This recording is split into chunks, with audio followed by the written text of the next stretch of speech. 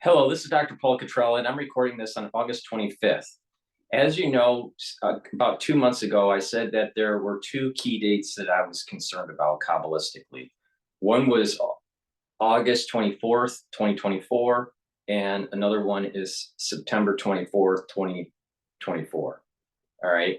The reason why I was concerned about August 24th, 2024 is that is the date where it's 322 days from October 7th, 2023.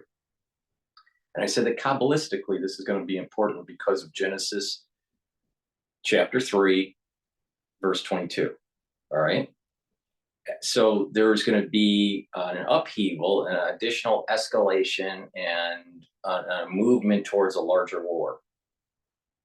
And that catalyst, all right, was going to be the 322nd day from October 7th. Why is this? It's because it's Kabbalistic. The whole idea here is that it's the soul roots between Jacob and Esau. Jacob's soul root waxes and wanes. It gets stronger in the first cycle of the year, roughly. And then Esau's cycle strength is at the end of the year. Okay, this is the reason why a lot of bad things happen in October, because the strength of Esau, the Esau soul root. It's all about soul roots in this Kabbalistic activity of the soul root.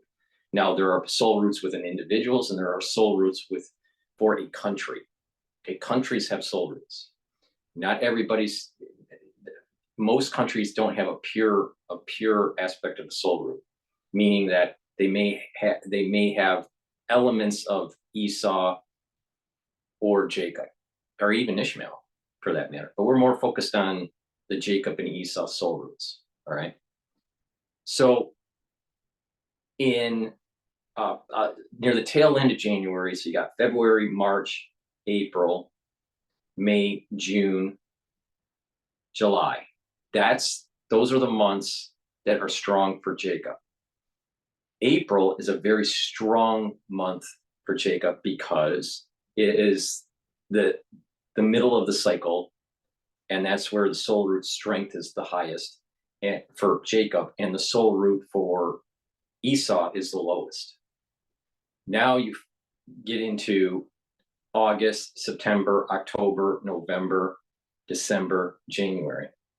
That's where the soul root of Esau is strong, where the strength is in October. All right. This is the reason why I said Israel needed to strike the northern front and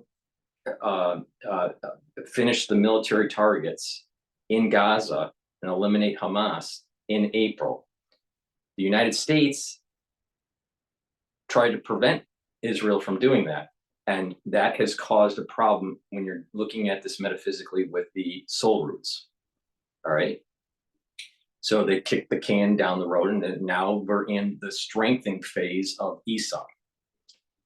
Now, it's important to understand that as these events start to coalesce and there's a larger war that's going on in the Middle East, the soul root of Jacob and the soul root of Ishmael are going to work together. And that there is going to be a test within the Esau group. Some of the Esau group, some of the soul roots from Esau will actually repent and change their ways and align themselves with Jacob and Ishmael. Others will not, and that's where the full end of days kind of thing happens in terms of soul roots. So we're going to see an alignment of Ishmael, Jacob, and repented Esau. All right. And I know it gets a little complicated to understand who is who and what, you know. Now, Ishmael, all right, is more aligned with Saudi Arabia, but not all of Saudi Arabia in terms of its people have a pure Ishmael soul root. Some of it is actually Esau. Some of it is Jacob. But the thing is that, you know, to make it a little bit more simple to understand, it's really a battle between Israel, Saudi Arabia and its allies, and Iran and its allies. All right. And that in the Western world, we have this, mostly the soul root is heavy Jacob, but elements of Esau. And that's why in the United States, you're starting to see, from a Kabbalistic point of view, this fracturing of society, because some of these protests and some of the rhetoric with the war in the Middle East is coming from the soul root of Esau. So the United States and other Western countries are being tested, and to see if some of those people within Esau will actually move towards the soul root of Jacob. The United States is heavier on the soul root, is more attached to the soul root of Jacob than Esau. All right, that's for sure. But there's a decent percentage that is tied to Esau, and so it can swing the way. It causes this perturbance within society within the United States. All right, so this is the reason why I said August 24th was really, really important. It's the 322nd day from October 7th, which was a pinnacle point for the strengthening of Esau. It's the strengthening of Esau now in 2024, August. All right. So we have this build out now. All right. We kicked the can down the road because Israel didn't do what they needed to do in April. If Israel went really full out in April, things would be a lot different. But it didn't. They didn't do that because of the United States. The Biden administration tried to prevent them from doing it. So, okay, now we're in a new cycle, and this new cycle is going to, at least metaphysically, is going to benefit Esau. That means it's going to benefit Hamas, Hezbollah, and Iran. So there's going to be a larger conflict here, and this is the reason why we have to put even more forces in. So I'm trying to explain Kabbalistically what is happening, what you're seeing with the military build out of the U.S. Navy in the region. Now, like I said, what's going on in Europe is also going to translate into Asia, and what's going on in the Middle East is going to translate into Asia. The Chinese want to control those first island chains. They want to control Taiwan. And the United States has thinned its forces out and hasn't built up its military to be able to counteract that force with, a higher level of number of ships. Our ship imbalance between the Chinese and the United States is pretty bad. All right, so we're undershipped. But we have strategically put bases in place in the northern Philippines, aligned ourselves with the Japanese and the South Koreans, and also other allies in the region, such as the Australians and the New Zealanders, that they have some sort of force projection there. But minus a new type of development of technology for the Navy and the Air Force, it's going to be problematic for the United States to really push back the Chinese invasion of Taiwan. It's not going to be easy. It's possible, but it's not going to be easy. And we are going to lose that navigational way of the 9-dash line. So it's really important that we maintain that, all right, in the air and in the sea. Freedom of navigation is really important in the air and the sea through the 9-dash line in that region. So that's the South China Sea. That's international waters, and everybody should be able to freely flow in there. The Chinese don't want that. All right, they think that region is theirs. So this can boil over to a much larger war, which I think is going to happen. All right. Then you tie in unconventional warfare means, biologics, chemical, radiological, whatever. All right. The United States does seem to be developing technologies where they're like torpedo type surface missiles that can come in and hit ships. So maybe you don't need as many aircraft carriers and strike groups in the region with this new type of technology that is being developed. In addition, there are drone technologies that are either naval drones or Air Force drones that may change the balance of the number of ships that you need. That's still left to be really proven out on the battlefield, but stuff like this is being developed. So August 24th, like I said 2 months ago, was going to be a pivotal date. And that's exactly what happened. It happened last night. I was a little surprised that it didn't happen. I was waiting and waiting and waiting. And then in the United States, it happens maybe an hour or so before midnight. And boom, the news announcements are showing that Israel did a strike on Hezbollah. So it did happen, and I explained why it's happening metaphysically and how that can manifest itself into a larger conflict. All right, it's looking like it's stabilized right now, but it's important to realize that that is a fleeting thing. It's the stability in the region is not going to be maintained, and that this is going to escalate. The other date that I said that was going to be really important is September 24th, 2024. I didn't understand why. I just saw it in my mind. I saw blue. I saw New York. I felt that it was some sort of radiological thing going on. I find out that there's going to be a UN assembly. I believe it's from the September 10th to the 24th, the 23rd. And then there's going to be a high level, what they call a high level general debate on September 24th. So I just found that out like 2 days ago.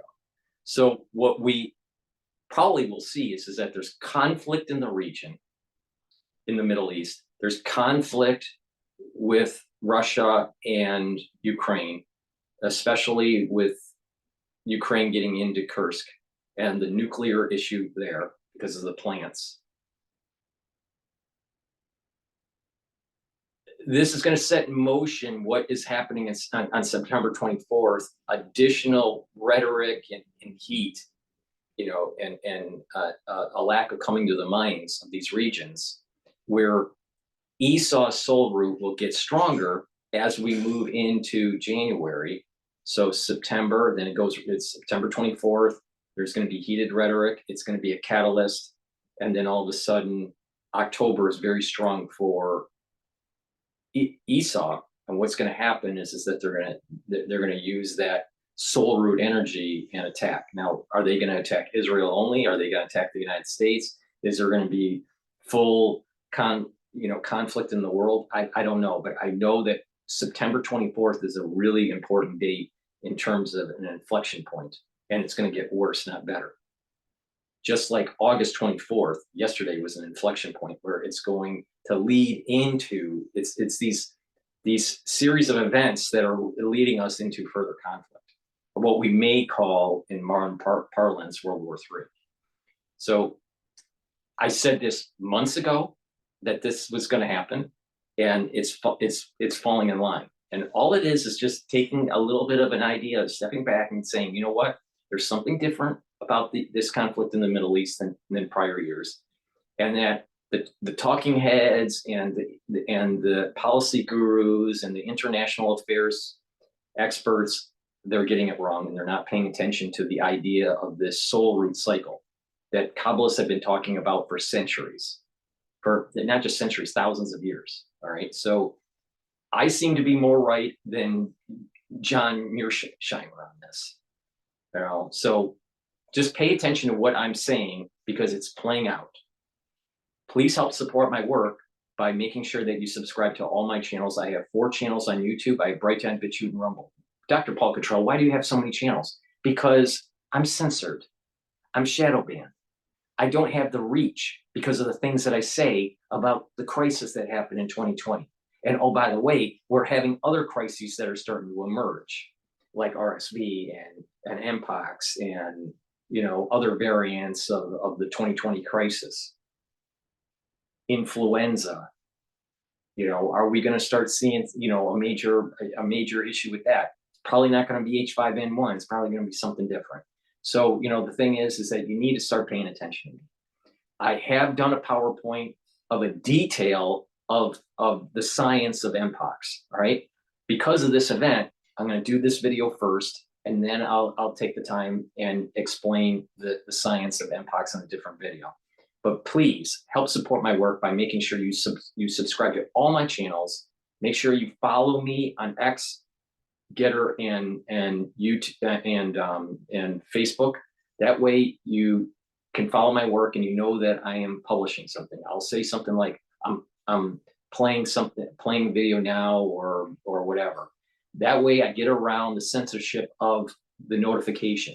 Because what some people are seeing is that they won't get a notification until hours after the premiere has happened, or they don't get the notification at all, or maybe even a day later. So, the reality of the situation is that it's important to follow my work and ask your social media to follow me. Because guess what? I am really accurate, all right, on many, many things. And it's really important that you pay attention to me, because I'll help you navigate through this. I'm going to help you understand what is going on.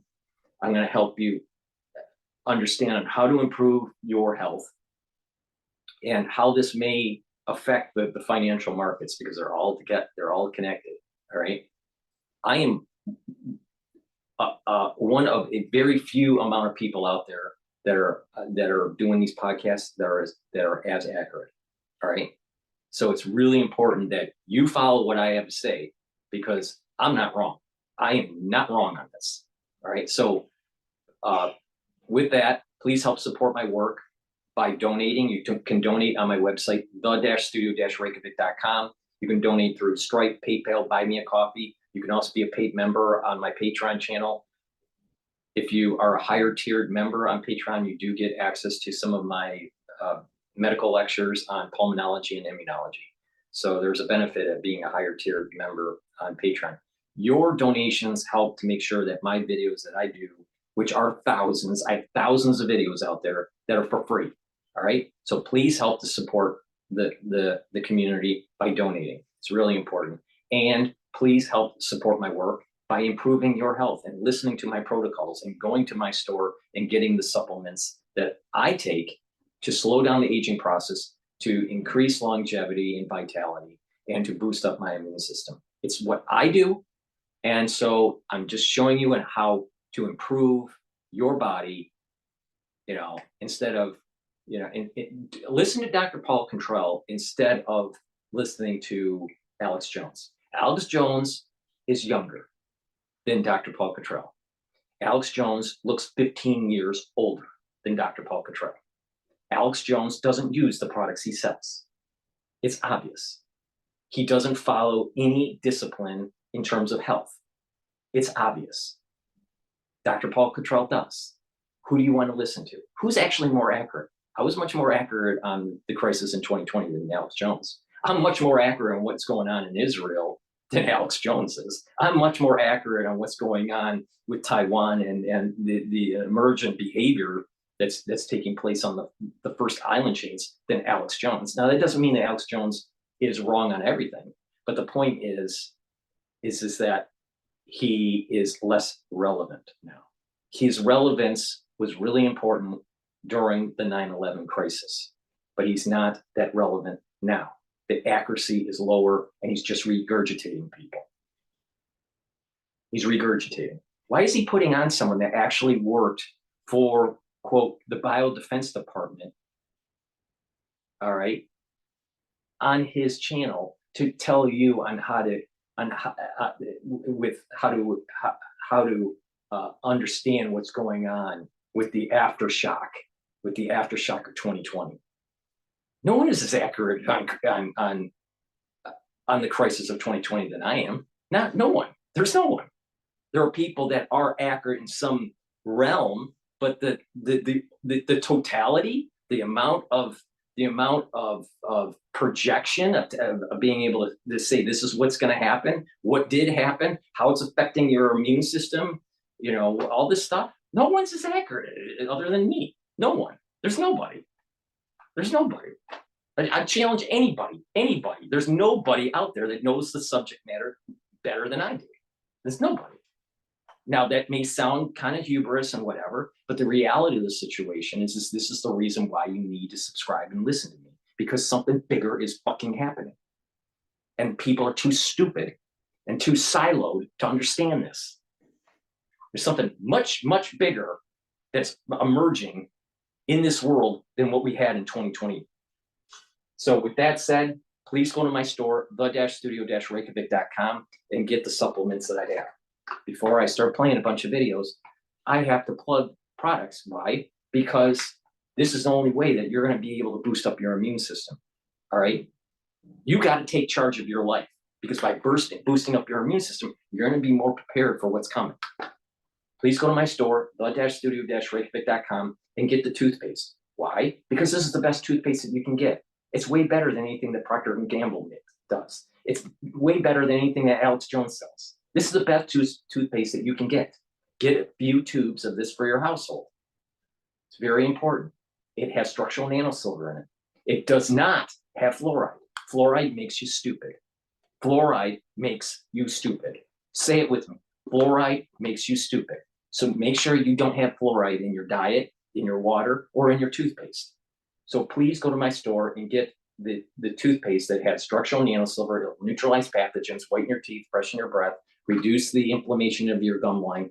Guess what? If you have less inflammation of your gum line doesn't recede, and so you don't look older, and you don't have oral hygiene issues. In addition, by having good oral hygiene, you're going to reduce cardiovascular disease and valvular disease. I'm pretty sure that Alex Jones doesn't understand that. So please go to my store, the-studio-reykjavik.com, and get a few tubes of this toothpaste. Extremely important. You should be using this every day. You should be brushing your teeth every day, all right?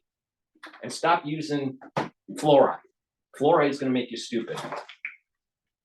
Max 35 helps to neutralize pathogens. You take a teaspoon of this a day, you swish it in your mouth for about 20 seconds, gargle and swallow. What it does is it'll neutralize pathogens, maintain good oral hygiene, and maintain the mucosal barrier. You need that mucosal barrier. Why? So you don't get infections.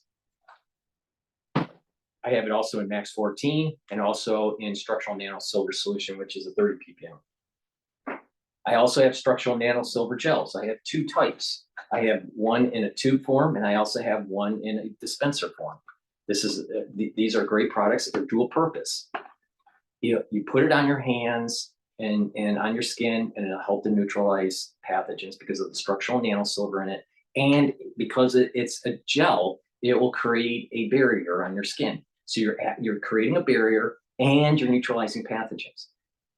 Way better than Perel. Perel evaporates. Why? Because it's alcohol-based, and Perel cracks your skin. This heals your skin. So not only is it neutralizing pathogens and creating a barrier because it's a gel, but it's helping to heal your skin. So you can apply it on your skin as a skincare, put it on your skin every day.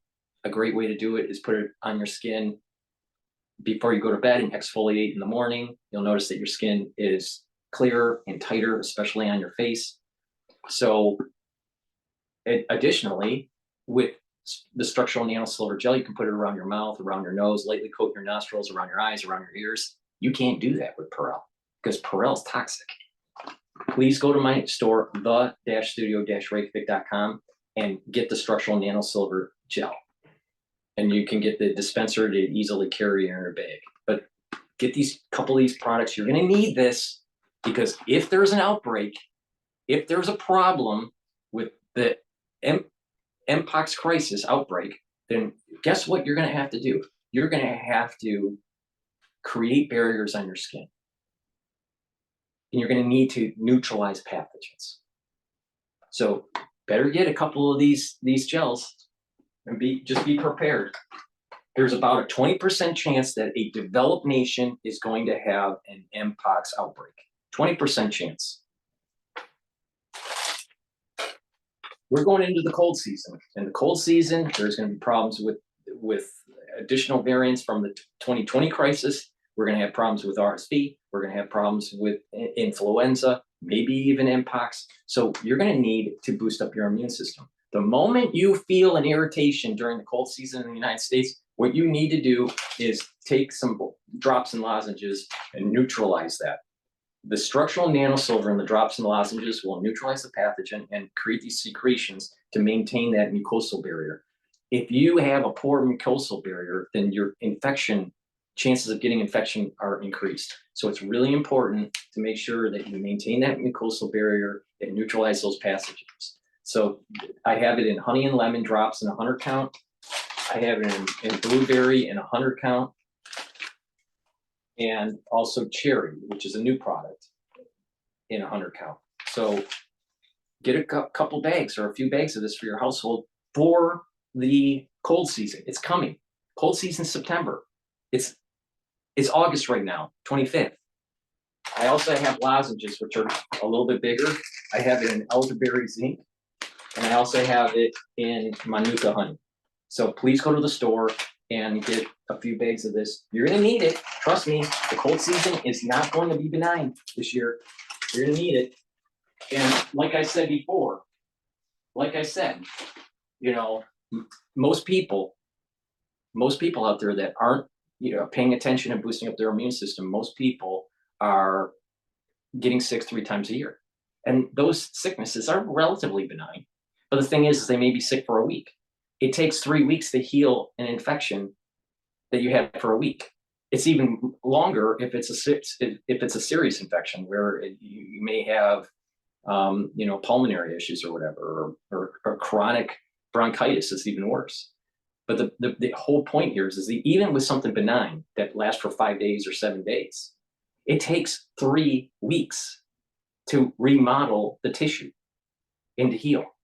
That means that if you, on average, get sick 3 times a year, your body is in an inflamed mode to try to remodel a quarter of the year, 20% of the year.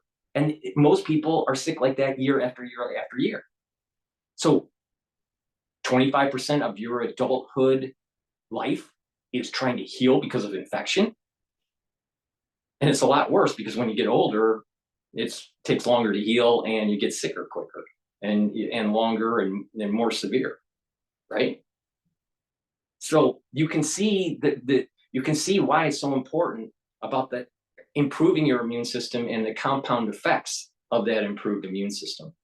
Neutralize the pathogens early so you don't have to remodel your tissues as often and having a longer duration for modeling those tissues. Really important to slow down the aging process and to have vitality.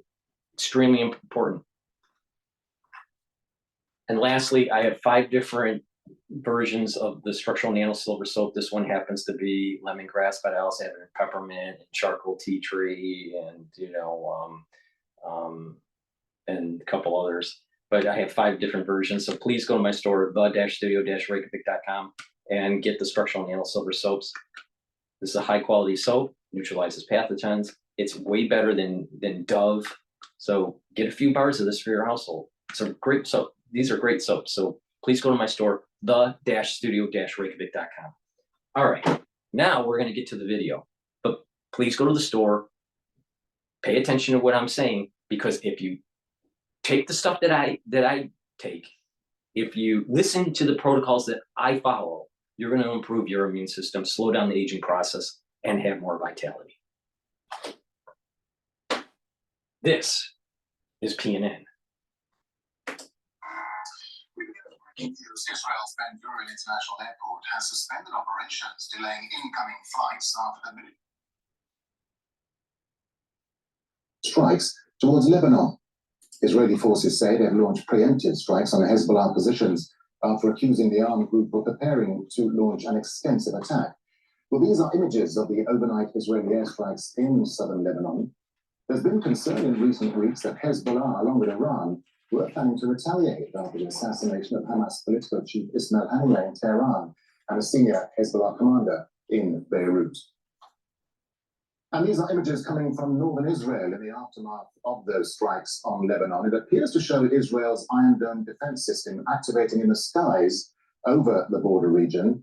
Sirens are also going off in the area, and the Israeli Security Cabinet has called for an emergency meeting that's meant to take place in about an hour or so. Well, Al Jazeera's Zaina Hodder joins me on the phone now from Beirut. Zaina, so Israel says this is a preemptive strike to prevent Hezbollah attacking Israeli territory. What more can you tell us? What are you hearing there?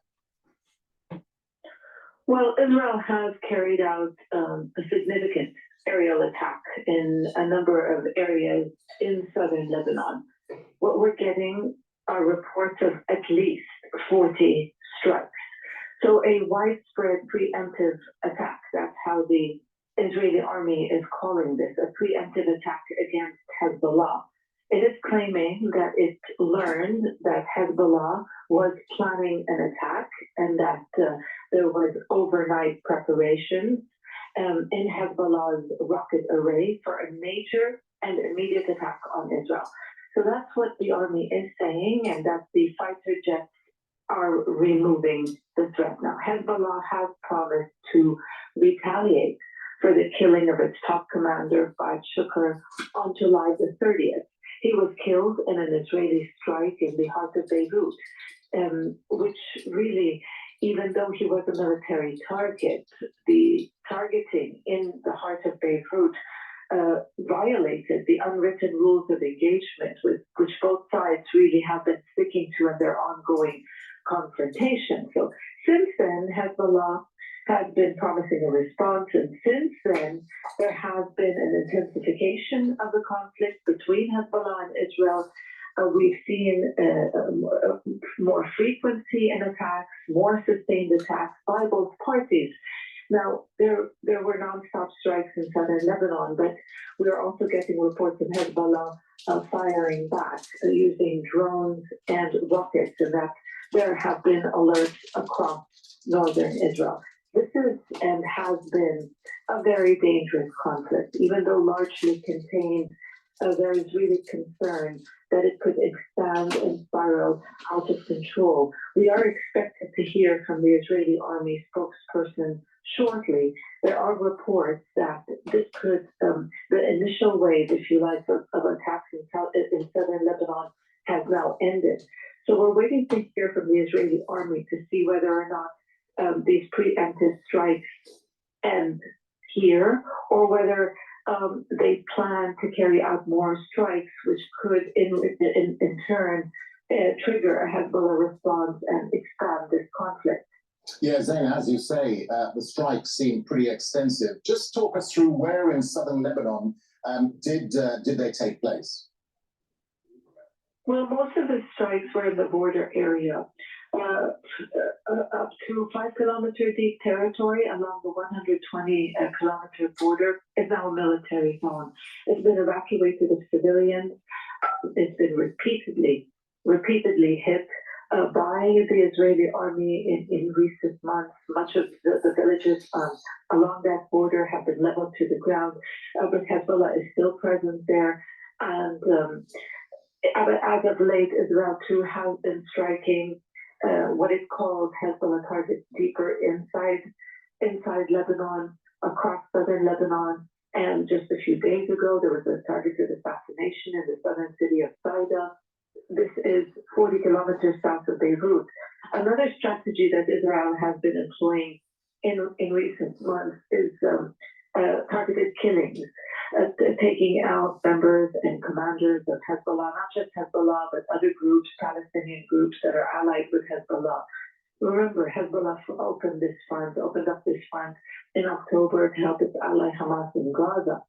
And Hezbollah has repeatedly said it will not stop or halt firing until there's a permanent ceasefire in Gaza. So this conflict will continue and will remain a dangerous conflict as long as the war in Gaza continues. And without that ceasefire, there can be no diplomatic solution to this conflict.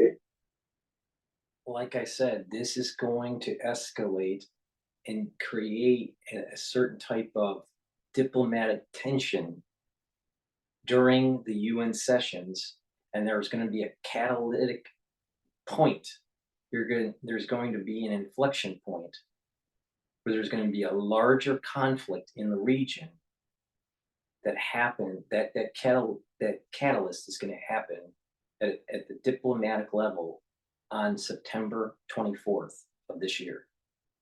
Okay, I am so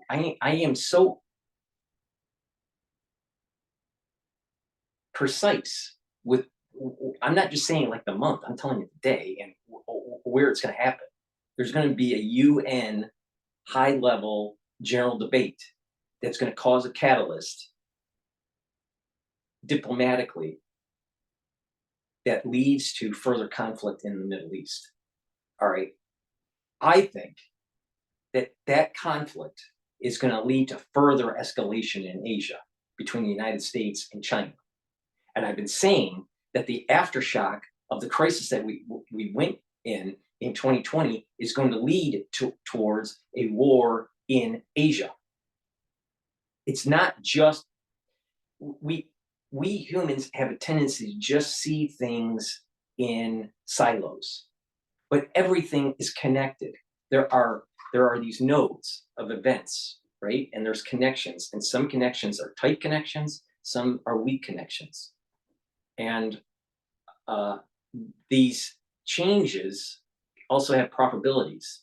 So you can have a weak connection with a very high probability, or the opposite, a very tight connection with a very low probability. So with different probabilities, there's this movement that takes place in our social system. All right. So it's connections, the conductivity level, weak or strong, and the probability of an event to be able to get to that new node. All right. I am seeing that what's happening in the region is leading to further conflict in Asia. And because we have spread our troops thin, we're not going to be able to be as robust in Asia with the first island chain with our Navy. There is a benefit, though, is that we're going to be able to cut off their oil from Iran. Because we have more naval ships there, we'll be able to cut off the oil to China. So that's really important, right? So, but the thing here is that this is not just one event. This is leading us towards the 2020. This is leading us towards the September 24th event, where Esau is strong in the UN.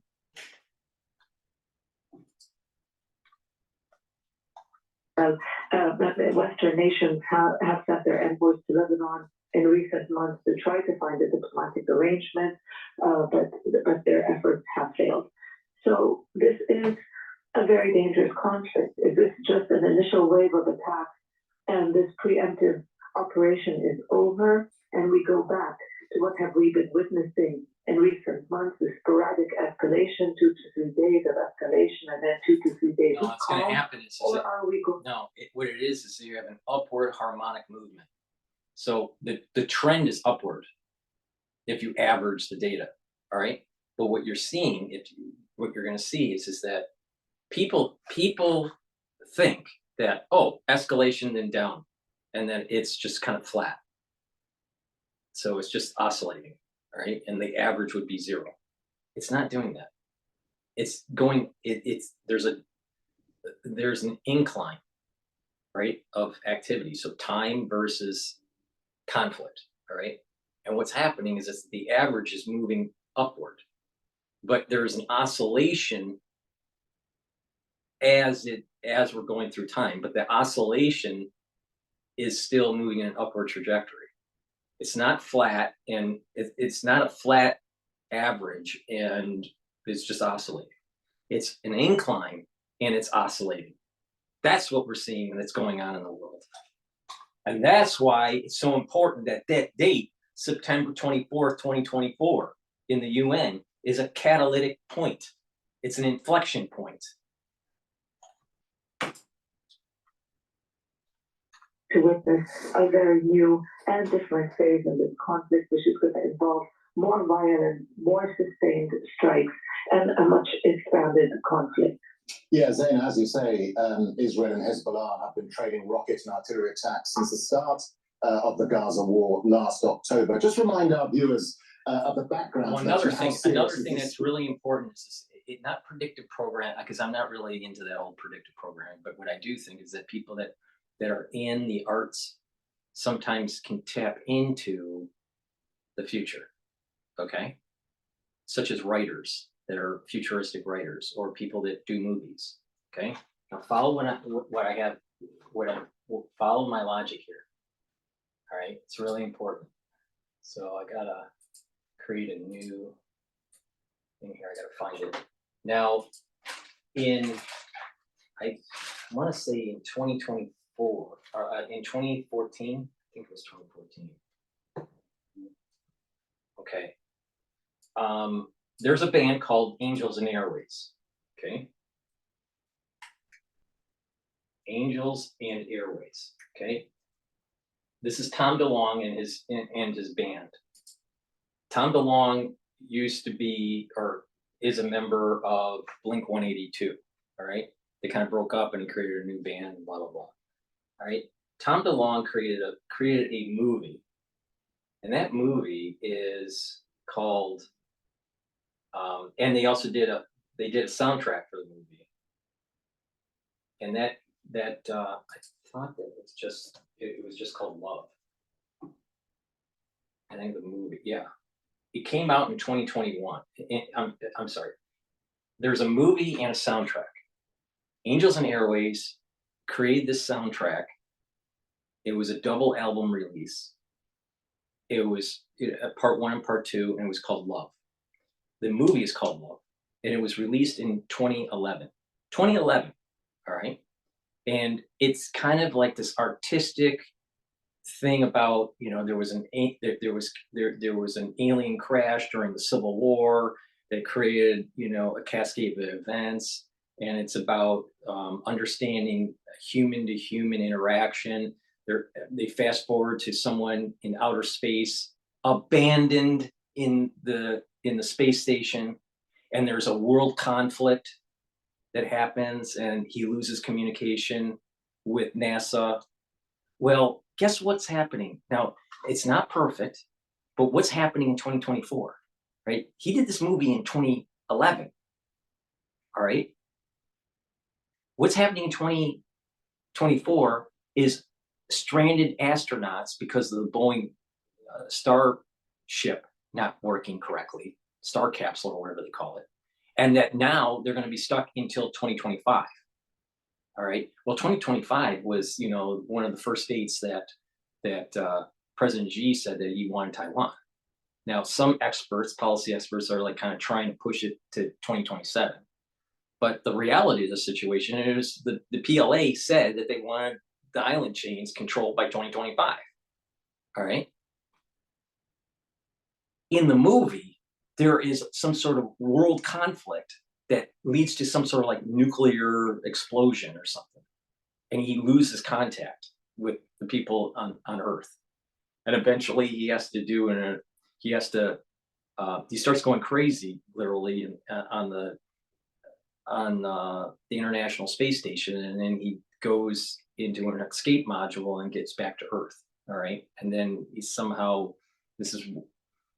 kind of, I don't know, is he dead or alive? He's kind of like in this quasi zone. I don't know, but it's an interesting movie. But some of the elements of the movie are playing out today, with the astronauts being abandoned in space, and that SpaceX is coming to save them, in 2025. It's not predictive programming. It's artistic representation, and that creativity that's tapping into maybe the Akashi record or whatever, but tapping into the future and writing it in a way where it does seem to be playing out. And there's thousands of examples of this, especially in science fiction, but in other works. It's not just in movies or in writing, but in art. There's just sometimes creative people have a tendency to be able to tap into the future. How that all works, I have no idea. Maybe there's some sort of Kabbalistic aspect to it. The idea to be able to suspend time and you can see the future, the past, and the present all in one. Maybe that's part of the physics of it. I don't know. But the bottom line is this: we're living in what's in the damn movie that was released in 2011.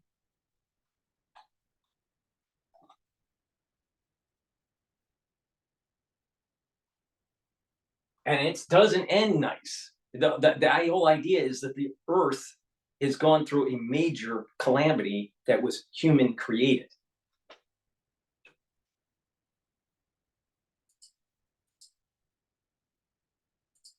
Escalation.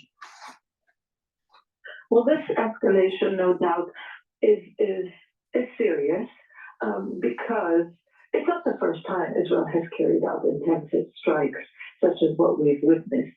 Yes, maybe the number is more than on previous occasions, but Israel has carried out significant aerial attacks on Lebanon in the past 10 months, targeting various locations nearly simultaneously. Last week, we had major attacks in the Bekaa region. That's in the east of the country, very close to the Syrian border. That's kilometers away from the main battleground along the border. And Israel targeted Hezbollah's weapons depots in that area. So Israel has really carried out significant aerial attacks on this country in the past. But the timing, Israel is claiming now that Hezbollah was preparing for a major and quote immediate attack on Israel for the killing of their commander Fuad Shukr. Will this mean that following these strikes, Hezbollah will carry out this major attack? It has promised to do so. And if it does, will this trigger even more harsh retaliation from Israel? Look, Hezbollah has repeatedly said time and time again, through its words, through its actions, that it doesn't want a full-on war with Israel. It opened this front for a reason. It said it opened up this front in solidarity with Gaza. It believes that by targeting areas in northern Israel, creating a military zone, displacing tens of thousands of people, puts enough pressure on the Israeli government. And they also believe that by bogging down divisions of the Israeli army in the north, it will relieve military pressure on Gaza. The Hezbollah leader Hassan Nasrallah himself has said this time and time again. But the intentions of Israel is what everybody questions in Lebanon. Here there is a feeling that Israel is looking for, quote, any excuse to widen the conflict and to carry out more strikes and to divert attention from what they believe is Israel's defeat in Gaza. Even the Israeli defense minister a few days ago said that the attention is now moving from the southern front to the northern front, and that means to its fight with Hezbollah. But what Israel has been doing in recent months really is using this as an opportunity to degrade the military capabilities of Hezbollah by targeting its weapons depots, its rocket launchers, its infrastructure, its fighters. Lebanon has become a very similar battlefield as Syria. In Syria, Israel has repeatedly targeted Iranian and Iranian-linked assets for years now. And many are now comparing that battlefield to the Lebanon battlefield. And in many ways, Israel is acting with little restraint, which puts pressure on Hezbollah to create a new deterrence equation. And when you have this situation where Israel acts with no restraint and Hezbollah needing to impose some sort of deterrence, that is when the situation does become dangerous, because it means Hezbollah will need to act. It will need to respond. And after it does that, what will Israel do in return? So no doubt, again, this conflict, a new turning point, yet a new dangerous phase. And we've seen this time and time again in the past 10 months. But if these initial strikes, or this initial wave, if you like, has ended, and this round is over, maybe there will be calm, but for how long is the question? Yeah, and just to remind our viewers, Zaina, you talk about this growing concern that Hezbollah and Iran were preparing or would prepare a retaliatory strike against Israel after the assassination of Hamas leader Ismail Haniyeh in Tehran and that senior Hezbollah commander in Beirut. How much are those concerns playing out here tonight? Well, no doubt, many Lebanese have been on the edge. They are concerned. This is a country which has seen years of political instability. I want you to listen to me here. All right. Some people either have kids that are too old to get into the military now, or maybe a lot of them are retired, right, already. But the thing is that the ones that have children that are getting to college age, that are maybe at an age where they may be going to college next year, or maybe even this year, right? Because the new school year is starting.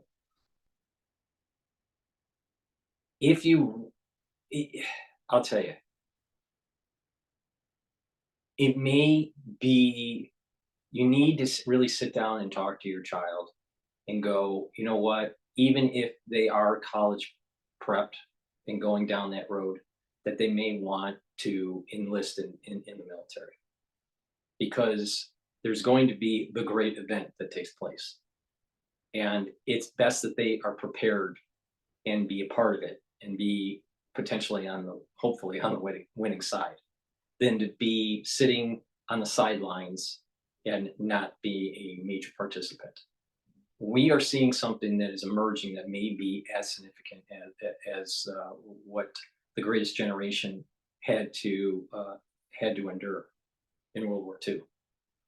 And we don't have enough people in this country that are God, country, and family.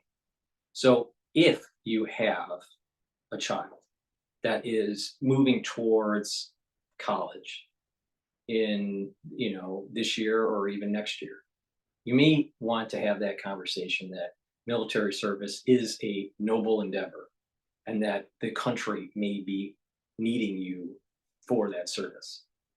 Because the people that hide when the country needs, a lot of these people later in life regret not serving their country when you need it. Now, I'm not talking about proxy wars. Proxy wars are bullshit wars. All right, I'm talking about real war. All right, and that's what's coming. The Iraq, Afghanistan, that was on false pretenses with the whole weapons of mass destruction stuff. All right, Vietnam, false pretenses. World War II wasn't false pretenses. All right, so, and we're moving in that direction. So you may want to actually sit down with your child and discuss their options. That it is a noble endeavor to serve your country. And it's really important that in the United States that we have a citizenry that is God, country, and family. That's what's going to make this country strong. And respecting service and country and the flag, that's where this is going. Now, there's going to be a lot of people that'll try to run, but the people that try to run are the people that will regret it in later times.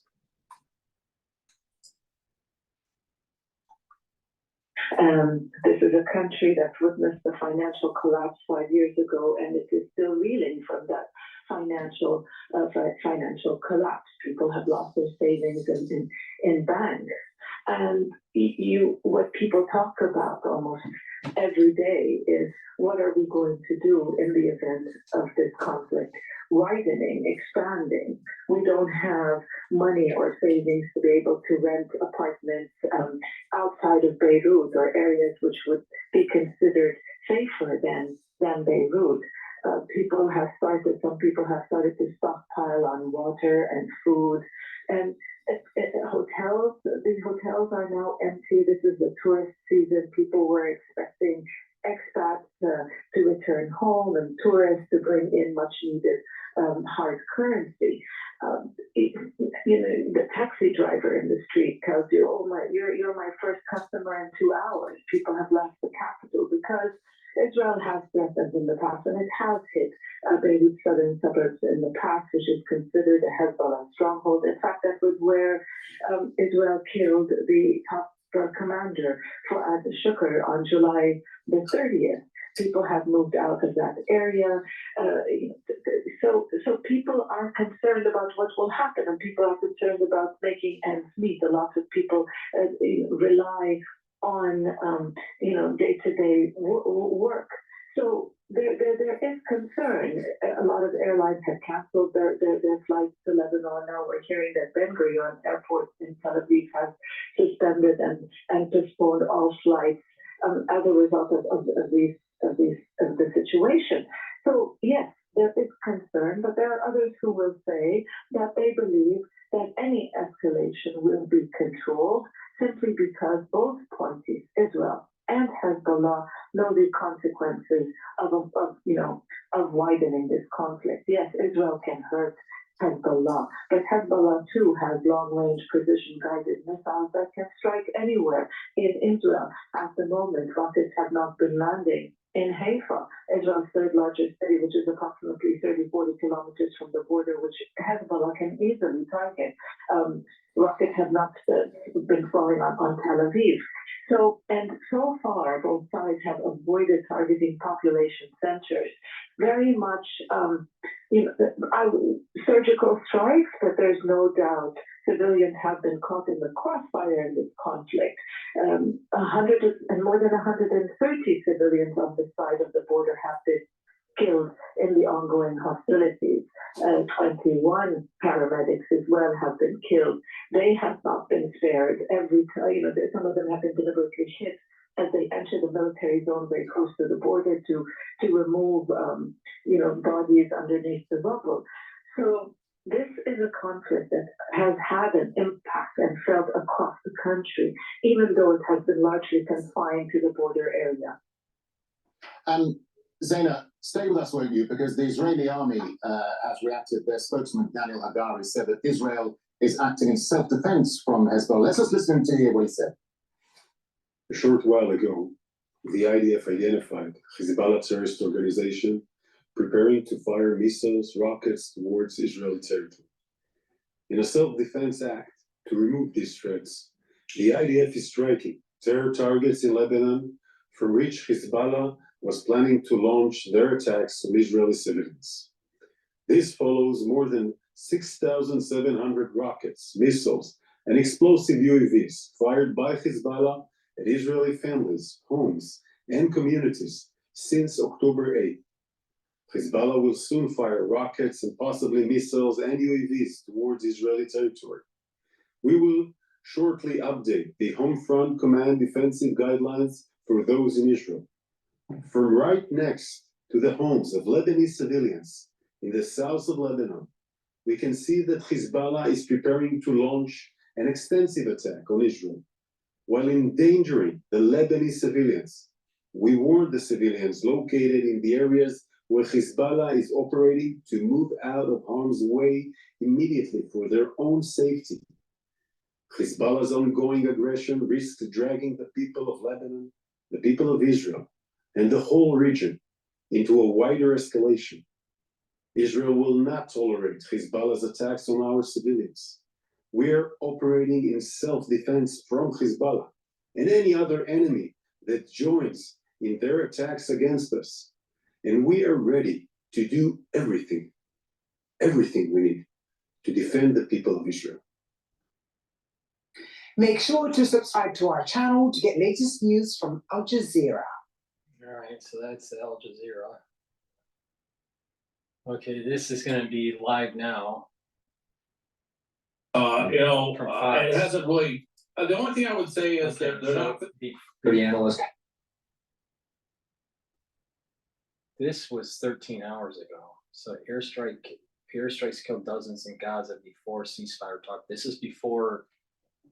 was actually before the actual hit. Okay, so now I want BBC.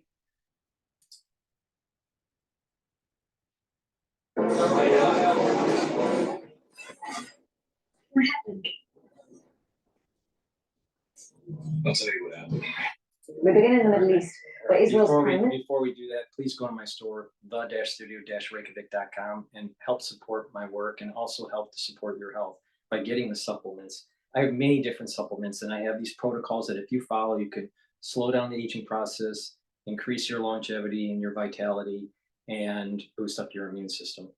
Please go and get the omega-3 supplement that I have. This will help with your LDL levels. This will lower your LDL levels and increase your HDL levels. This helps to improve your cardiovascular health. In addition, omega-3 helps to prevent your red blood cells from sticking. Very important when it comes to trying to mitigate the overclotting situation in the post-crisis that we went through in 2020. So omega-3 is really important to add to your daily routine. Why? Because of the cardiovascular benefits. Really important. Very, very important. I have a very easy to digest multivitamin. Multivitamins are important because they're cofactors for enzymatic activity. You need proper enzymatic activity for cellular processes. So please go to my store, the-studio-reykjavik.com, and get the multivitamin. I have a new product on my store. It's called nattokinase. Nattokinase helps to break up clots because nattokinase is fibrinolytic. In addition, it helps to break up, it's been known to help break up a certain type of glycoprotein, in 2020. And in addition, nattokinase in higher doses can help to bring down your cholesterol levels. So nattokinase should be taken every day to improve your cardiovascular health. Please go to my store, the-studio-reykjavik.com, and take nattokinase every day. I have another product on my store that also helps with cardiovascular disease and also helps with improving your bone structure, and that is vitamin K2 MK7. What vitamin K2 MK7 does is it helps to absorb calcium, helps to maintain bone health, but when you couple it with other things like D3, ashwagandha, turmeric, C60, omega-3, when you do that, you're actually improving your cardiovascular health, because that type of protocol is going to reduce inflammation in the vascular level, reduce the sugar content in your bloodstream, and the K2 MK7 and the D3 will help to reduce and help to prevent additional plaque. Really important. So again, take vitamin K2 MK7, which is what I have on my store. It's a new product that I have. You should be taking it every day for improved bone health. But if you follow the protocol where you take the vitamin K2 MK7, D3, C60, omega-3, turmeric, and ashwagandha, when you do that, you're going to actually improve your vascular system and reduce the formation of plaque. And the plaque that you have created with proper diet, exercise, and the protocol, you're going to over time reduce that plaque buildup. That means that your blood pressure will improve. That means you'll have better blood flow. A lot of people that have cardiovascular problems, they'll start to have, not everybody, but you'll be able to see people have a buildup of plaque in their carotid. So sometimes it's like 50% blockage. And when they do these types of protocols where they change their diet, they do moderate exercise, and then they take K2, MK7, D3, ashwagandha with the turmeric, with the C60 and the omega-3, that over time you'll start to see that the plaques will start to diminish. That's the natural way to do it. There are other people that have done it using the allopathic way, where what they did was they took the K2, MK7, the D3 with metformin, and they took a statin, and they saw a similar process. The method that I just told you is the natural supplementation method. So please go to my store and get the vitamin K2 MK7. Really important, right? Take it every day. It'll improve your bone health, but also it will improve your cardiovascular health if you follow the protocol.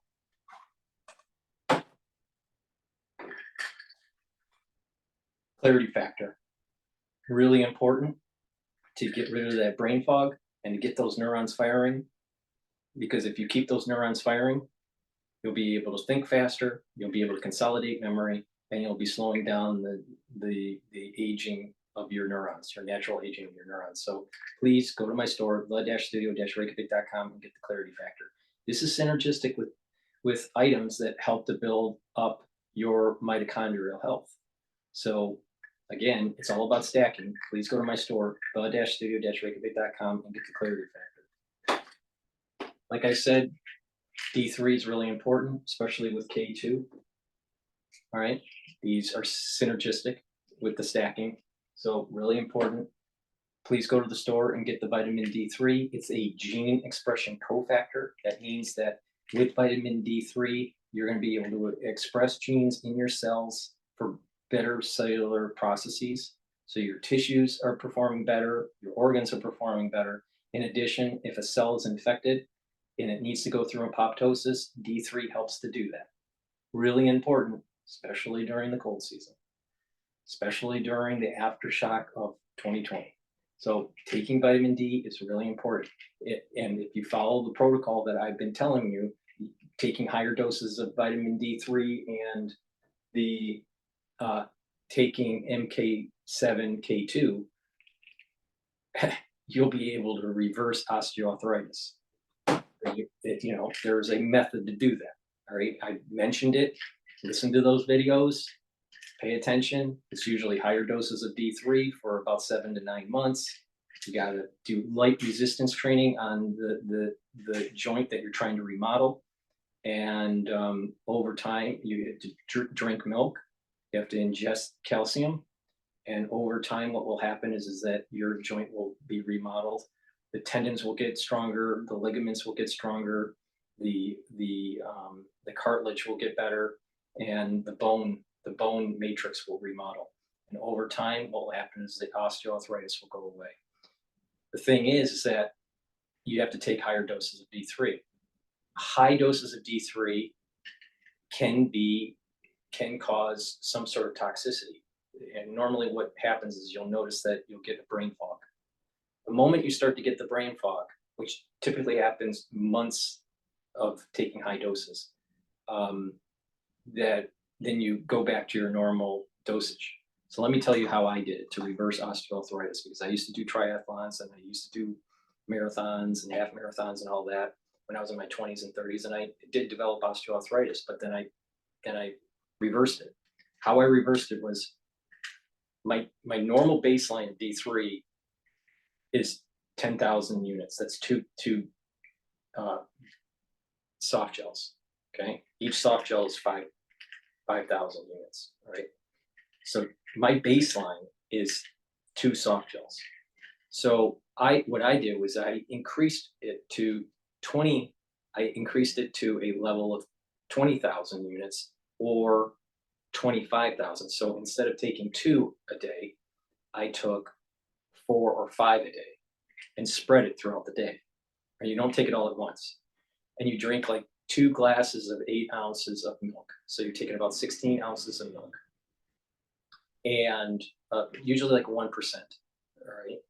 And light resistance training, very light resistance training on the joints that you're trying to remodel. It takes about 7 to 9 months. The first month or 2, it will be more painful. It will be more painful. That's a good thing. That means it's working. All right. And then after that 2 months, then the pain starts to eliminate and you start to get stronger. And you do that, you try to do that for 9 months. But some people, because of their BMI, you know, and metabolism, they may start getting some brain fog. It usually takes place at around the 7 or 9 month mark. Once you start to get the brain fog, you go back down to your baseline D3 level. For me, it was 10,000 units, which is just 2 soft gels. All right, so I went from 5 to 2. for me, I started having that brain fog in the 7th month mark, and then I stopped. I was lucky because I was able to remodel those osteoarthritic areas just with a 7-month protocol. Sometimes people will mostly be healed, but need another cycle of this. So you wait a few months, maybe 4 or 5 months at your baseline D3, and then you redo it. You increase your D3 levels, and you're taking the MK7. You have to do this with this. Take the normal dose with the K2, and you're taking the D3 at the higher dose level in your second cycle. You would be doing this K2, MK7 also in your first cycle, but the point here is that for some people, which I didn't need to do this, but for some people you have to do 2 cycles of this to be able to get the osteoarthritis. It all depends on how bad it is, how long you've had it, that sort of thing. But and then you do that for that second cycle from 7 to 9 months. And if you get a little bit of toxicity, which you'll notice it's just a little bit of brain fog, then you just go back to your baseline and then stop. And your joint will most likely be remodeled. There's a high chance of it being remodeled, and your osteoarthritis is drastically diminished or completely eliminated. For me, it was eliminated. And I only had to do 1 cycle, and I had to do it for 7 months. But some professional athletes, they have to be at much higher doses. Some of these doses have to be at like the 100,000 unit level. And you got to be careful to make sure that you don't get toxicity of D3 when you're at those high levels. And the moment you start feeling that it's maybe too much, then you go back to baseline. All right. But the key is light resistance training, drinking 16 ounces of milk. So that's like, drinking maybe an 8 ounce in the morning and another 8 ounce in the evening. You spread your D3 amount throughout the day. For me, it was 5 soft gels. Some people, it might be a little less, or it might be a little bit more, depending on your BMI. And you have to take it with K2, vitamin K2, MK7, and it'll help to remodel the osteoarthritis. So I just told you by using D3 and the K2 how to improve your cardiovascular system and how to remodel osteoarthritis, to eliminate it or to drastically diminish it. Now for me, it took me 7 months. Again, when you start this, the first month or 2 will be more painful than normal, but that is showing it's working. All right. So please go to my store, the-studio-reykjavik.com. I have given you great advice to being able to take charge of your health with cardiovascular, to improve your cardiovascular health, and to improve your bone health and your joint health. Please go to my store, the-studio-reykjavik.com. Has promised he will do everything to restore security at its northern border with Lebanon. That's after the Israeli Defense Forces launched airstrikes against Hezbollah. Israel says it identified preparations for a large-scale attack. Now, these pictures just released by the IDF show them attacking a number of Hezbollah targets. Israel's defense minister has issued a 48-hour state of emergency in the country. And meanwhile, Hezbollah said it launched more than 300 rockets and drones at Israel and targeted 11 military sites in response to the killing of its top commander in Beirut last month. The group has said this was an initial response and that it has completed phase 1 of an attack on Israel. These are live pictures from the Israel-Lebanon border, which has had a number of missile strikes in the last couple of hours. And this was the IDF's announcement earlier from IDF spokesperson Rear Admiral Daniel Hagari. From right next to the home. At Harbor Freight, we're committed to ensuring our tools are expertly engineered and built to last. How do we do it? First, From right next to the homes of Lebanese civilians in the south of Lebanon, we can see that Hezbollah is preparing to launch an extensive attack on Israel, while endangering the Lebanese civilians We warned the civilians located in the areas where Hezbollah is operating to move out of harm's way immediately for their own safety. Hezbollah's ongoing aggression risks dragging the people of Lebanon, the people of Israel, and the whole region into a wider escalation. Israel will not tolerate Hezbollah's attacks on our civilians. We are operating in self-defense from Hezbollah and any other enemy that joins in their attacks against us. And we are ready to do everything we need to defend the people of Israel.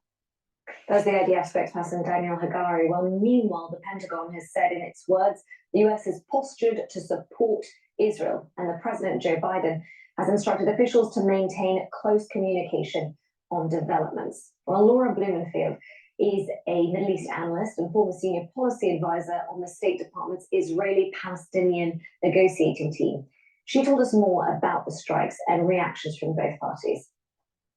Well, the Israelis have called for a 48-hour period of emergency. Their Secretary of Defense, the Defense Minister Galant, is calling on the population. So it's not just one night, one and done. On the other hand, so much about these exchanges since October 7th has been not so much about being strong, but being smart. And so it's kind of our intelligence versus your intelligence kind of battle here. The Israelis were clearly caught by surprise on October 7th. The Shukr assassination was an intelligence coup for Israel, as was the Haniya assassination in Tehran. So I think Hezbollah is feeling like they need to show that they can in some way penetrate and kind of shift to that kind of dignity back into balance. It's possible that, they already have, it's horrible to say, but wounded one person in Akko, which is quite deep into Israeli territory, that might satisfy the need, for a publicly saving face. Now, also just one update for you. The Lebanese ministry, according to news agencies as well as local reports, is saying that one died in the Israeli strike in the south of Lebanon. Our news correspondent, John Donaldson, is in Jerusalem, and he told us about the fears of escalations in the region. This is clearly a significant and ongoing escalation. We're not at the point of full-scale war yet, but that is clearly the fear, not just here in Israel, but in Lebanon and the wider region. Israel saying around 100 fighter jets were used in this operation last night, hitting around 200 targets in Lebanon. Now, if that's the case, then that is the most serious attack on Hezbollah since the full-scale war between Israel and Lebanon back in 2006. Now, in the last few weeks, we've seen intense diplomatic efforts to try and stop the crisis in Gaza escalating into a wider regional conflict. But the United States has warned that the failure to get a ceasefire and hostage release deal in Gaza could see this escalate into a wider regional conflict. At the moment, they're missing the point. They're missing the point. This is not governed by normal international affairs negotiation tactics. It is governed by something very metaphysical and very powerful and much more intelligent than we are. And the thing is that we keep on making the same mistake thinking that we're going to be able to mitigate this. There needs to be an all-out war, and whoever wins, wins. We can't keep on kicking the can down the road because of the development of unconventional warfare, especially by Iran. That's the reality of the situation. And, like Niall Ferguson said, not everyone deserves a country. You have to fight for it, and you have to maintain it. You have to be able to cultivate it. You need to be able to defend it. And not everybody can do that, And the thing is that region, Esau, the soul root of Esau needs to battle the soul root of Jacob, and whoever wins, wins. It's not about ceasefires and hostages and all this. That's not going to change anything. That's not going to change anything. An all-out war will change stuff. Please go to my store and get the new product that I have, the Ubiquinol. Ubiquinol you should be taking every day. It's the active form for CoQ10. CoQ10 and Ubiquinol, the active form of CoQ10, Ubiquinol, it's an antioxidant. It will help with energy levels to increase because it works with the mitochondria. and it's also helps with your neurons. So please go to the store, get ubiquinol. It's the active form of CoQ10. It's very high quality. Please go to my store. It's a new product. You should be taking this every day. I've been taking ubiquinol for years. Now I can finally get it on the store and offer it to you. So please go to the store, the-studio-reykjavik.com, and take ubiquinol every day as part of your daily routine. Like I said, it helps with your neurons, it helps with energy, and it's an antioxidant. So please go to the store and get the ubiquinol. Some people can't sleep at night. Please go to the store and get the Good Night formula. It has melatonin and tryptophan in it. It's a very high quality product. You need 3 cycles of REM sleep to be able to detoxify your body, to be well rested and have energy, and to be able to consolidate memory. If you are sleep deprived, you will increase your chances of dementia and having other problems. Cardiovascular disease can increase if you have problems sleeping. So please go to the store, the-studio-reykjavik.com, and get the Good Night formula if you are having problems sleeping. Vitamin B complex, really important, especially B1 through B5, to help improve your energy production with your mitochondria, because B1 through B5 helps with the electron transport chain for your mitochondria to produce ATP. You need ATP for the energy source in your cells, but also as you get older, your energy levels go down. You need to help boost that up. And you need high levels of ATP to have good neuron health and a good immune system. So please go to the store, get the vitamin B complex to improve your cellular metabolism and your energy production. And lastly, it's really important to get a good probiotic. I have 2 types of probiotic. I have it in a powdered form, which I take every day. There's a little scooper. You just mix it with your food or with water, take it every day, or you can also get it in the VeggieCap form. A good gut biome is going to reduce that chronic inflammation in your gut. A good gut biome will improve your metabolism and improve your energy absorption. It'll improve the communication between your gut and your liver and your gut and your brain. Poor gut biome is associated with depression and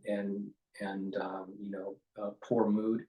So please go to the store, improve your gut biome, reduce that inflammatory response. If you have a gut that has a lot of inflammation, chances are you get sicker because the lining of the gut is perturbed and it's easier for pathogens to get in.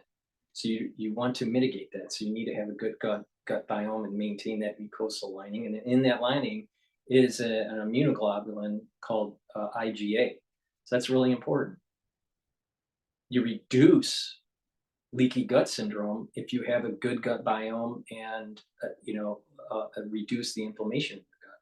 So these are all really important things to maintain health, reduce that inflammatory response, improve your metabolism, and over time, what's going to happen is that you're going to start aging slower because your body is healing. Your body is building up energy. People that get older, their energy levels go down. Their inflammation levels go up. You bring down those inflammation levels and bring up your energy levels, and your body is moving back closer to when you were younger. So please go to my store and get the probiotic. Really important, very important. This morning, you'd have to say that those diplomatic efforts have not worked. And John, Hezbollah has said that this was in response to the killing of its top commander, Cottrell, on the 30th of July. Of course, there's also the fact that Ismail Haniyeh was assassinated in Iran, and that Iran, which backs Hezbollah, also vowed a strong response. I wonder whether, putting all of this into context, can we see this as tit for tat, or is there the real risk that this could meet further responses from Hezbollah as well as Iran? Well, I think tit for tat kind of downplays the significance of this. When Israel is believed to have assassinated the leader of Hamas, Ismail Haniyeh, in Tehran the day before they had assassinated, as you say, a very senior Hezbollah commander in Lebanon, Fuad Shukr, and that we have been waiting for some sort of response from Iran and from Hezbollah. Now, in the past few weeks, that response has not really come. There has been some cross-border activity between Hezbollah and Israel in the north, but not really significant until this morning. And we've not had any kind of response from Iran to the targeting of Ismail Haniyeh inside the Iranian capital. So the fears have been for the last few weeks that that response was coming. And certainly from the north, from Hezbollah, we've got something this morning. And John, you're in Jerusalem. We've been hearing these reports of sirens that have been blaring in Israel as well in certain cities. I wonder what your assessment is of the security situation in Israel, especially given that the New York Times is reporting that this attack by Hezbollah was also aiming Tel Aviv. Yeah, and of course, Tel Aviv is deep into Israel. It's in central Israel, really. So that would be hugely significant if they manage to penetrate Israel's missile defense system. Here in Jerusalem this morning, I have to say it feels relatively normal. I'm sure lots of people will be waking up and reading the news and have concerns. We did see some military helicopters flying across the sky earlier this morning, some heading north. But certainly in Jerusalem, it feels relatively normal at the moment. Well, a reminder, you'll see a Start your journey to winning today. The $700,000 Cash Me If You Can giveaway is going on now through August 31st. Well, a reminder, you'll see a QR code on your screen that will take you to our BBC News Live page on our website and app, where our correspondents are providing updates and analysis. Our BBC Newsroom is also bringing in any reaction and information as it comes. In the meantime, here on the News Channel, let's speak to our senior international correspondent who's in southern Lebanon. That's Ola Guerin. Ola, good to have you. Now, given all your experience and your time there, could you put this into perspective for us? Because the New York Times is reporting that Tel Aviv was a target. We know that Ben Gurion is now open, the international airport is open. But when you look back at this war, how significant an escalation is this? Well, we know that the Israelis are saying Tel Aviv would have been targeted, but that didn't actually happen because of their preemptive strike. We're certainly in a new stage as a day. We have been expecting this retaliation for some time now. It was at the end of last month that... And as they keep on stressing that there may be an attack on Tel Aviv, and let's say Iron Dome doesn't work for whatever reason, there's too many missiles, hitting Tel Aviv would be like an enemy of the United States hitting New York.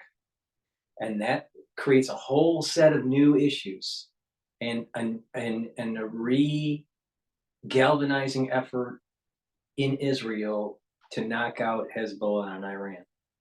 And this is why I'm saying that this point in time between August 24th to September 24th is really important. And that 24th date in September could be an inflection point where things get a lot worse. We're seeing this inching up the escalation ladder of conflict.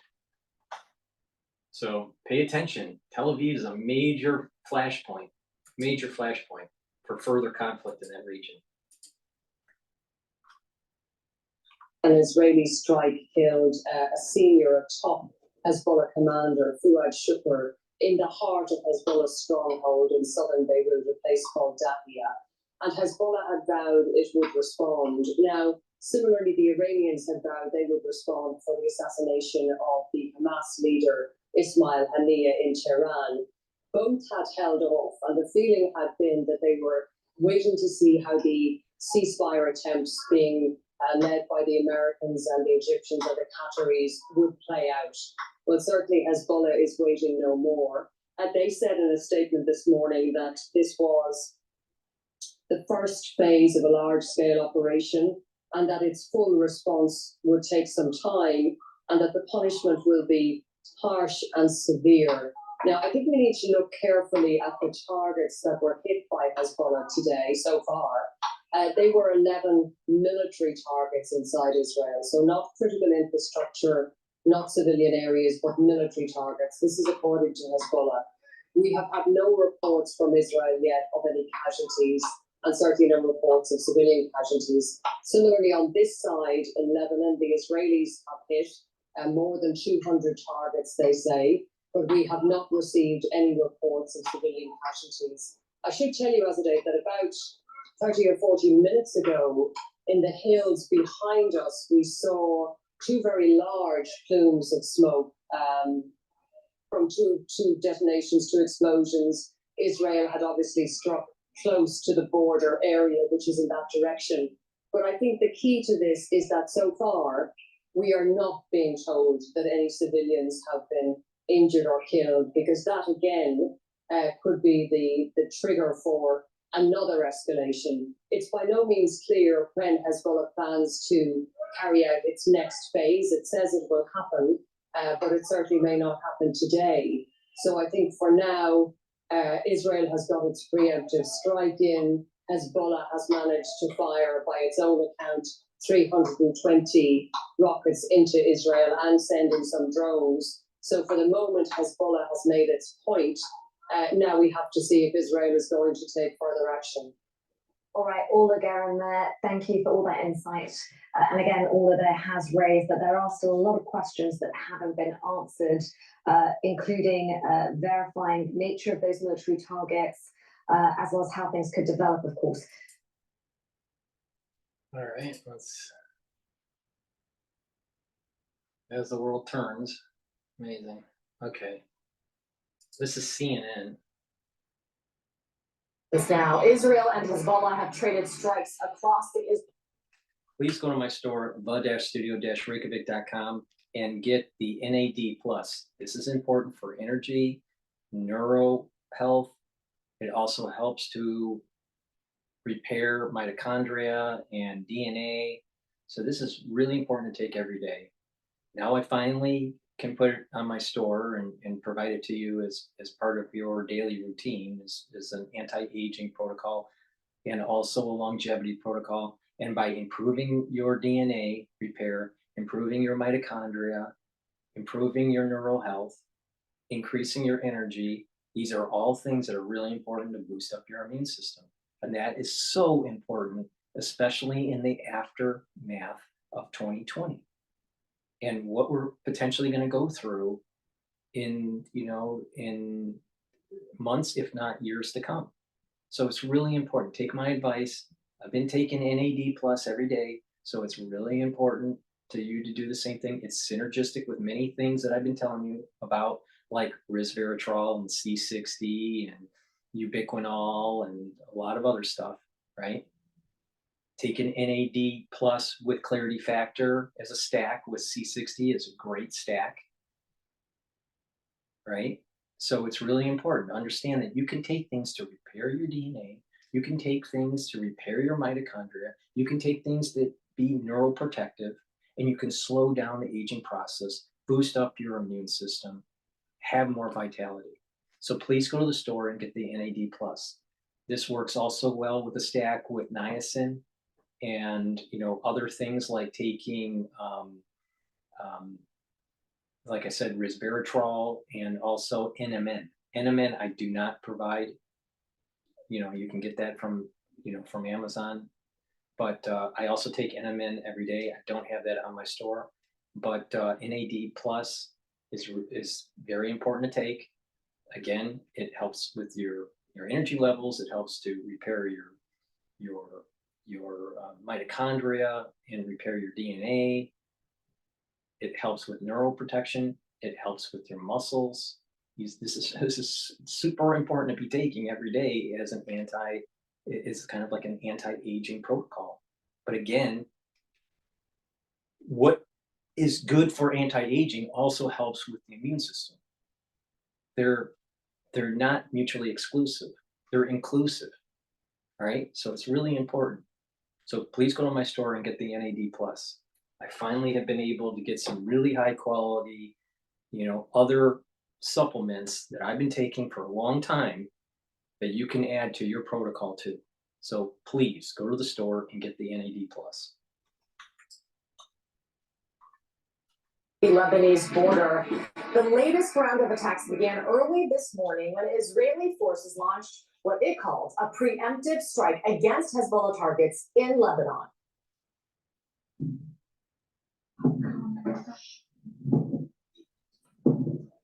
Hezbollah says it launched more than 300 rockets and several dozen drones toward Israel. Hezbollah calls it the first phase of its retaliation for the recent killing of its top military commander. It also describes the attacks as a complete success. Prime Minister Benjamin Netanyahu of Israel said this about those strikes. This morning, we detected Hezbollah's preparation to attack Israel. Together with the Minister of Defense and the Chief of Staff, we instructed the IDF to act proactively to remove the threat. The IDF has since been acting vigorously to thwart the threats. It destroyed thousands of rockets aimed at the north of the country. It also thwarted many other threats and operates with great strength, both in defense and attack. I ask you, citizens of Israel, to comply with the directives of the Home Front Command. We are determined to do everything to protect our country, return the residents of the North safely to their homes, and continue to uphold a simple rule. Whoever hurts us, we hurt them. Now, CNN is covering the breaking. I am an absolute natural spender. I've never had a budget. If I'm thinking about a future, about a down payment or a kid, savings is really important. Now, CNN is covering the breaking developments as only we can. CNN's Ben Wiedemann, Nick Robertson, and Nada Bashir are in the Middle East. Camila DeChalis is standing by watching response from the White House. And our military and The accuracy from CNN is so profound. Please go to my store, the-studio-reykjavik.com, and support PNN, not CNN. CNN is supported by you buying Procter & Gamble products that actually poison you and reduce your immune system. By supporting PNN, not CNN, but by supporting PNN, your immune system will improve and your health will improve. And you follow my protocols, and you'll be able to actually see the benefits of what I've been saying for years. I mean, the proof's in the pudding. I do what I am recommending, right? What I say to take to improve your immune system, to slow down the aging process I take, all right? It's amazing. Please go to my store, the-studio-reykjavik.com, and support PNN, not CNN. Procter & Gamble wants to poison you, all right? Take NAC. NAC helps to bring up your glutathione levels. That's really important. NAC is an antioxidant that'll help to improve your brain function. All right, it's an antioxidant. So please go to the store, take the NAC. It'll help to detoxify the body. Go to the store, the-studio-reykjavik.com, and get NAC. A lot of people don't understand what NAC does. NAC helps to detoxify the body. It's an antioxidant that helps to build up the glutathione levels, which is another pathway to reduce free radicals and stress in the cell. And it'll improve your brain function, your neural function. Really important.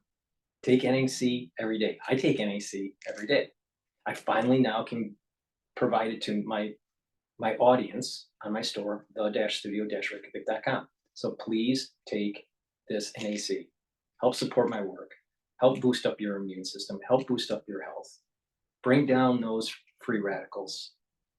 And you are going to improve your longevity. You're going to improve your vitality.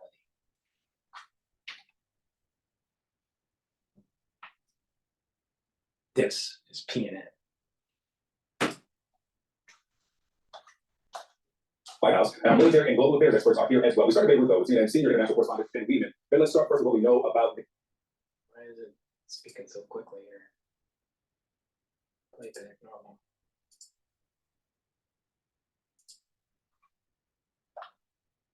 Ben Wiedemann, Then let's start first with what we know about the success, the effectiveness, as we should describe it, of this attack. What people killed in Lebanon.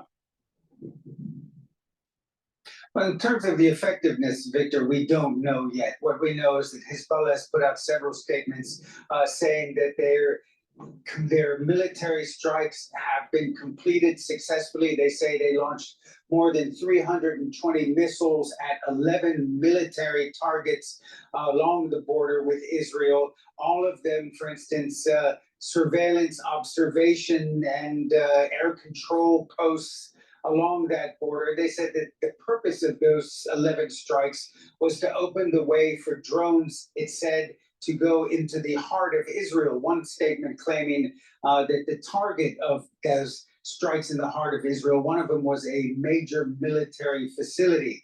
We have yet to hear any comment or details of whether that site was hit, what that site was, and the extent of the damage that occurred there.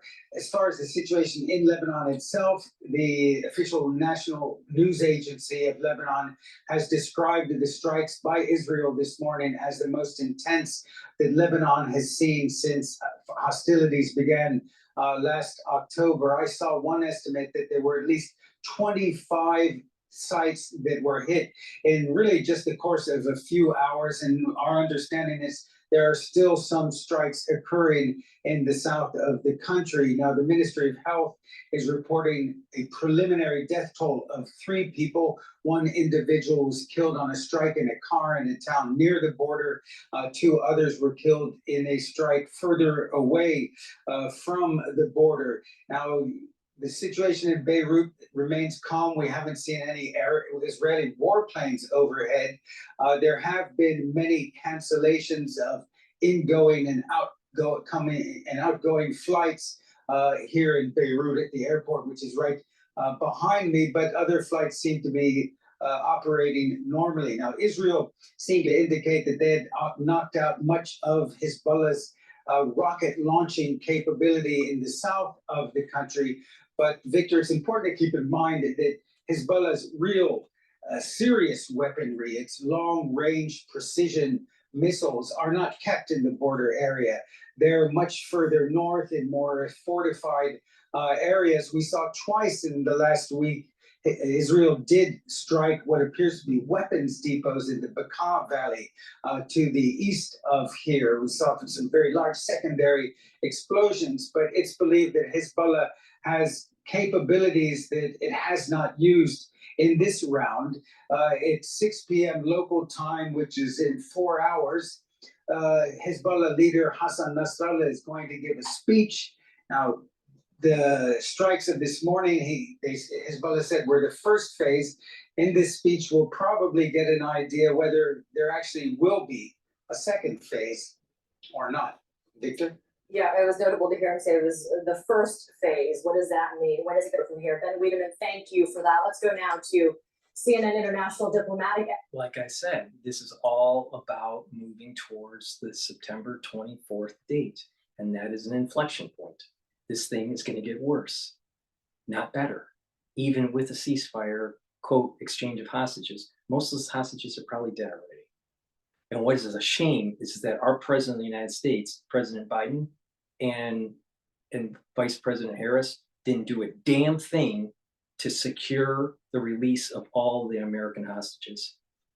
Unacceptable, totally unacceptable. Right there should be the reason why Harris doesn't elevate to the presidency. Well, on top of it, her party has supporters that want to burn the American flag, which is totally unacceptable. Please go to my store, the-studio-reykjavik.com. And if you get too much inflammation because of Democrats around you, or the news promulgating, lies and deceit, and you have just too much inflammation, you want to go to my store, the-studio-reykjavik.com, and get turmeric. Turmeric will bring down that inflammation. Chronic inflammation weakens the immune system. So what you want to do is you want to take turmeric every day. If you're not feeling well and you got some problem, maybe a soreness, because of an injury or whatever, need to take more, to speed up this healing process, right? But the turmeric is really important to bring down an over-inflamed body, right? And if you work out, taking turmeric right before you work out is actually going to help you recover faster. So there's many benefits to turmeric. So please go to my store, the-studio-reykjavik.com, and get the turmeric. It's synergistic with many of the products that I have, but especially with ashwagandha. Ashwagandha will control your blood glucose levels and bring down inflammation vascularly. So when you take these together, they help with your cardiovascular health, and they'll also bring down that over-inflamed response in your body. Really important. Over-inflamed response brings down your immune system. You want to boost up your immune system. And by boosting up your immune system, you're going to be healthier. You're not going to have opportunistic infections as often. You're going to be able to weather, cold seasons better, and you'll be able to fight cancers better. So please go to my store, the-studio-reykjavik.com, and boost up your immune system. Bring down inflammation. Slow down the aging process. Chronic inflammation increases aging. Take turmeric and ashwagandha and lower that inflammatory response. Resveratrol, really important. It's antioxidant. It also gets rid of senescent cells. It's part of an anti-aging protocol. It's synergistic with C60. It's synergistic with ubiquinol. It's synergistic with NAD+. It's synergistic with NAC. See, you notice a pattern here? It's about bringing down inflammation, neutralizing pathogens, soaking up free radicals, taking antioxidants, and stacking. And everything I'm saying works together in a way where it's going to be beneficial for you. It's going to be a force multiplier. So please go to my store and get the resveratrol. Vitamin C, really important. It's an antioxidant. It also helps with your skin. You should be taking it every day. If you're not feeling well, take a double dose of it. Drink it with filtered water.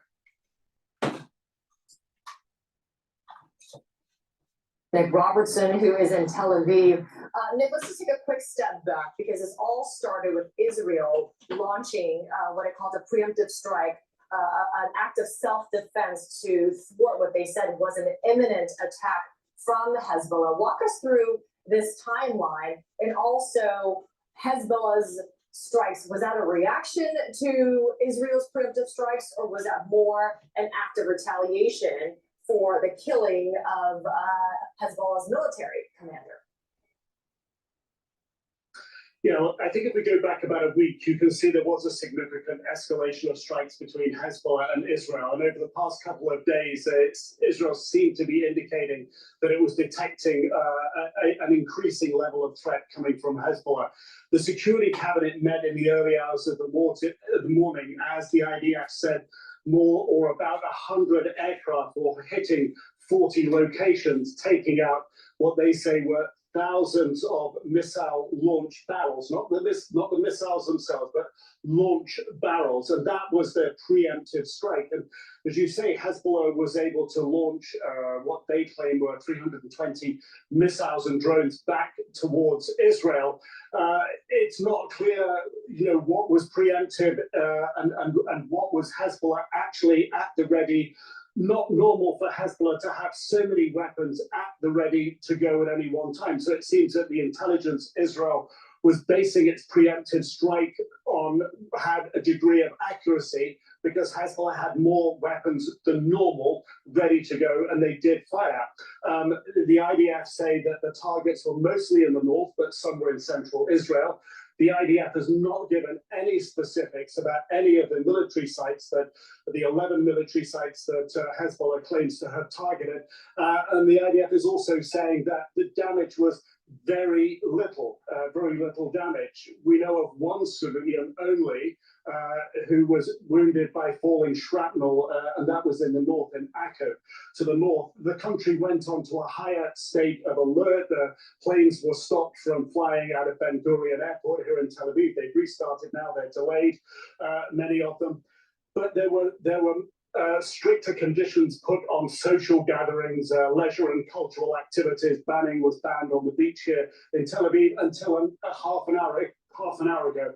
And now closer to Tel Aviv and extending closer to the northern border, some of those restrictions have been lifted, but tighter controls are in place in northern Israel, close to that border, warning people to stay close to their shelters as Israel analyzes Hezbollah's next move and the impact Hezbollah has had on them. Yeah, Israel on alert has been on alert for weeks now, as it also awaits retaliation from Iran as well. Nick Robertson, thank you very much. Let's bring in CNN military analyst, retired Air Force Colonel as well, Cedric Layton. Good to see you, Colonel. First off, what is your take on what's happening now? I mean, this is the heaviest fighting that we are seeing in months between Israel and Hezbollah. In terms of this preemptive strike launched by Israel, what kind of intelligence do you understand they must have been acting on, and what kind of targets were hit? Yeah, good morning, Amra. As far as we can tell, the intelligence that the Israelis had was extremely precise.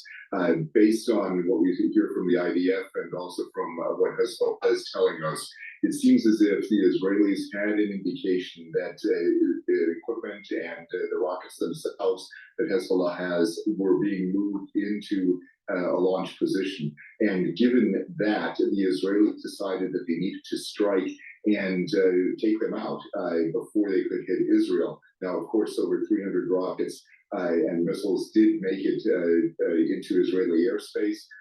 That is to be expected given the volume of rockets that Hezbollah has.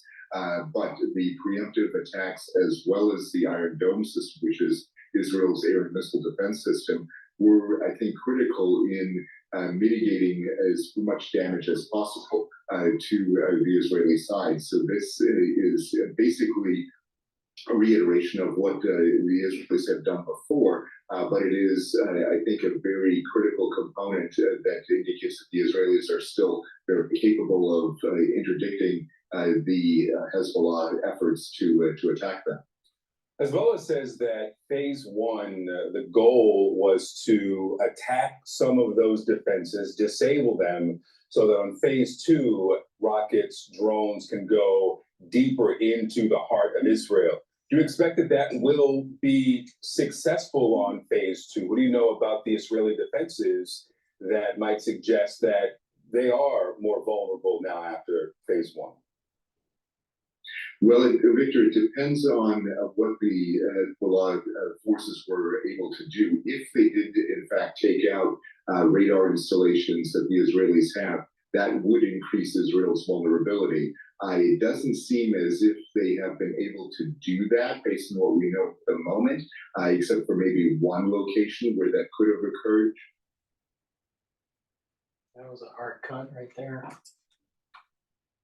Please go to my store, the-studio-reykjavik.com, and get the C60 that I offer. I have it in the avocado oil, extra virgin olive oil, and also MCT coconut oil. All right. C60 is really important to take. It's a very strong antioxidant. I have it in a 2 ounce, a 4 ounce, and an 8 ounce configuration. The higher the ounce configuration, the cost per ounce is less. So a 2 ounce, a 4 ounce, or an 8 ounce configuration based on what you can afford. But I try to provide a little bit of a discount if you buy it in a higher ounce configuration. So please go to my store, the-studio-reykjavik.com, and get the C60 either in avocado, extra virgin olive oil, or MCT coconut oil. It's in an oil because C60, it's a buckyball. It's a molecule that has 60 carbons, and that molecule is lipid soluble. So it has to be dissolved into a lipid. You take a teaspoon of it a day. You take it every day. It's best to take it on an empty stomach for better absorption. If you work out, before your workout, you should be taking it before your workout, and you will recover quicker. It will soak up those free radicals and improve the mitochondrial health and boost up your ATP. That way you have more energy and cells have less stress. So the cells perform better. This is the reason why. If you take this every day and you couple it with a lot of the other things that I'm telling you to do to improve your cellular metabolism and boost up your energy, you're gonna notice that you're aging slower, you're gonna have more energy, you're gonna be thinking more clearly, you're gonna have better memory. All these things are synergistic. When you stack, it's about stacking. All right, so please go to the store and get the C60, either in avocado, extra virgin olive oil, which is new on my store. So get the extra virgin olive oil if you haven't tried it, and the MCT coconut oil in the 2 ounce, a 4 ounce, or an 8 ounce configuration. Take a teaspoon of it a day, every day. And when you do that, you're going to notice huge differences in your in the slowing down of your aging.